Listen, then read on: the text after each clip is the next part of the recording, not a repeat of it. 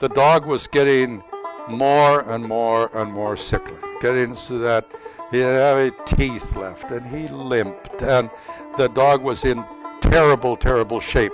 So they finally came to the conclusion that they'd have to get rid of the dog. Now, in those days, nobody took a pet into a vet to give them $135 to get a shot that, how they say, put them down. Put them down bullshit. They bring their pet into the vet for the vet to kill the pet, you know. But at any rate, they decided they had to get rid of the dog. Nobody had the heart to shoot the dog, look the dog in its pitiful eyes and blow its brains out. Didn't have the heart to do that.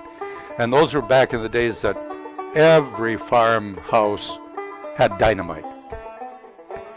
But at any rate, so they took a stick of dynamite, took the dog out into the woods just behind the barn, tied the dog to a tree with a rope around his neck, tied a stick of dynamite around the dog's neck, put a real long fuse on it because they didn't want to see anything happen. They wanted plenty of time to get home. Put a long fuse on the dynamite, put a cap in it, put a long fuse on, lit the fuse, and then we're walking home. They were going to go home and lamenting and feeling sad about the dog until they hear thudum, thudum, thudum, and they look behind, and here the dog had got loose from the tree, and the dog is coming running to catch up with them with the smoking dynamite swinging underneath his neck. So now, in spite of their age, they ran for the barn, and they got in the barn and slammed it was the Dutch-type doors. You had upper and lower doors. Slammed the lower door shut.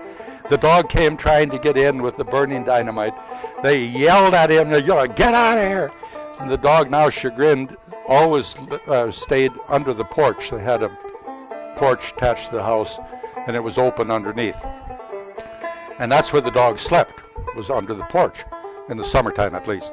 So he felt really bad. The dog felt bad about being yelled at, so he crawled under the porch, and there somehow the rope was, not tight around his neck. They didn't want to choke the poor dog. And so he got the rope off his head and crawled out the other side and left the dynamite behind underneath the porch. And the woman who was in the house, either sister or wife, whatever she was just going to go out on the porch and had the door knob in her hand when the dynamite went off. And it blew the porch right off the house and blew the door in, and she fell backwards and broke her wrist.